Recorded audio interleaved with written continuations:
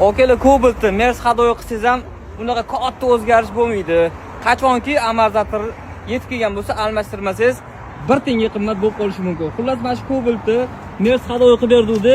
Okam bilan yurib ko'rdi. Oka o'zgarish unaqa yoqmadi. Ha, birinchisi yoqmadi, ko'ngil to'lmadi.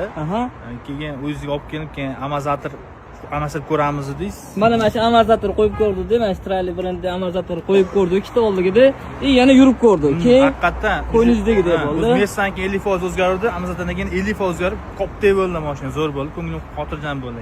Okam 4 yildan beri kuzataman deyaptilar, bundan ham oldin kelgan ekanlar, men eslolmadim. Ha, Spark'ni olib kelganman, moy yeb qolgan. Shunda ba'zi usullar motor qilamiz degan joyda men xarajatda pulim bo'lmagan, olib kelganmiz. Bitta sapun klapini almashtirib berib, shu xarajatni ozod qilib, shu bo'yi yurgan shu mashina. Men qo'yib qo'ygan. Yo'q, moy yemagan. Zo'r. Xullas, okalar mana shunaqa qiziq voqealar ham bo'lib turadi.